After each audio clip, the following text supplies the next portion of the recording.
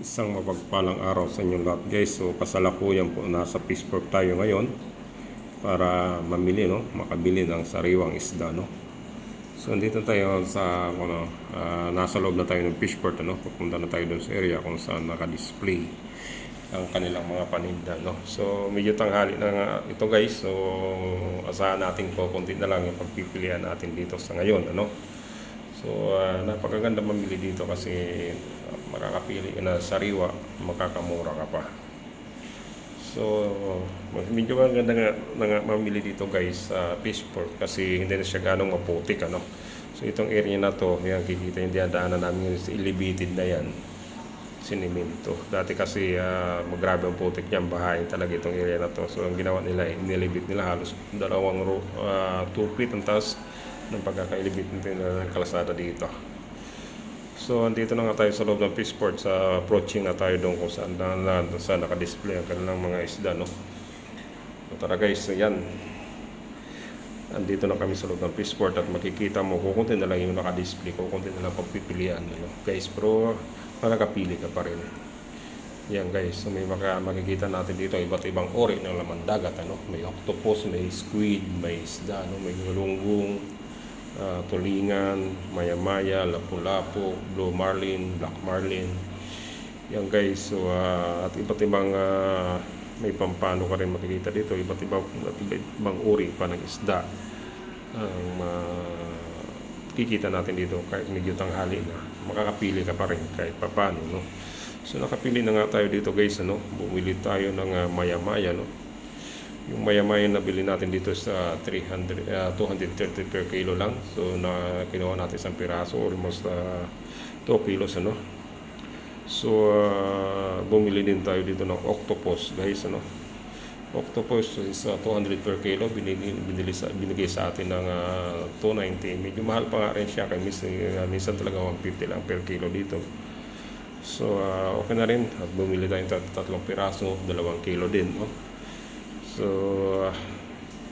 yan nga guys. At makakapili-pili ka pa rin talaga. So sunod na tinarget natin dito is yung galunggong, Bumili tayo ng galunggong na malalaki. Bili natin dito ng galunggong is 140 per kilo, Kasi kukumpara mo doon sa palengke doon sa amin is 100 ng kalahati ng galunggong doon. So dito is 140 lang, so malaking katipiran talaga. Yan guys, so bumili din tayo ng bali 3 kilo binili natin galunggong, So din bumili din tayo ng tulingan dito guys, 160 per kilo. Bumili din tayo ng 2 kilo pang ihaw. Yan guys, saka pag mamili kayo dito guys, kailangan nyo magbaon ng plastic para hindi na kayo bibili. Kasi minsan, okay lang naman bumili kasi may pagkakataon na yung bilihan ng plastic medyo malayo pa. So tatakbo ka pa sa bilihan ng plastic. Samantalang kung may dala ka, dudukutin mo na lang. So yan nga guys, nakapili-pili pa tayo kahit paano. At matapos natin na makapili, so uwi na. Kaso bago ka mo, may nadaanan pa kami tahong dito, 60 per kilo. Bumili pa tayo ng 2 kilong tahong, pang ihaw. Hindi malaki ang tahong niya. And then guys, so mabili na natin mga needs natin. Ayan, biyahin naman tayo pabalik pa uwi, So pagdating sa bahay, papakita ko sa inyo yung mga napamili natin guys, So kung may sarili ka man sa sasakyan, medyo malapit lang sa Pittsburgh, mas maganda talaga dito mamili kasi makakapili ka talaga ng mga isdang gusto mo, saka mga sariwa talaga ang mga isdang mabibili mo dito. Depende na lang kung marunong ko talaga pumili kasi mayroon na rin mga bilasa na makikita mo. Nasa sa iyo na yan kung paano ka kakapili ng isdang yung bibili mo guys. So yun nga, binabaybay na naman natin yung daan pauwi sa bahay. At sa ganun, malinisan na natin ang ating mga napamiling isda. So pagdating natin sa bahay guys, ito na.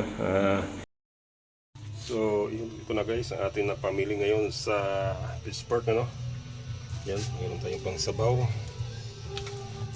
Parang maya-maya daw siya. Pero hindi siya maya-maya. Pero texture niya parang maya-maya. So, subukan natin, no? Mayroon tayong tulingan. Ito lang bilhin natin. Tulingan is 160 per kilo. Ito is 140 per kilo. At itong maya-maya is 230 per kilo. Tahong 60 per kilo. Sa palengke namin is 100 per kilo na to. Yan. So yun lang guys, konti lang yan. Yan, fish pork. So lulutuin natin ngayong tanghali is nagsasabaw tayo ng isda, no? Yan. So may pinarambot na tayong bulalo. So isitasid muna natin yung bulalo. So isda muna tayo guys. Yan. Yung sabaw.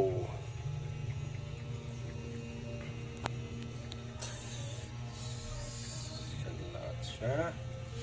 At isama pa natin to. Yan. So, ito ang unahin natin lulutuin itong sariwang maya-maya.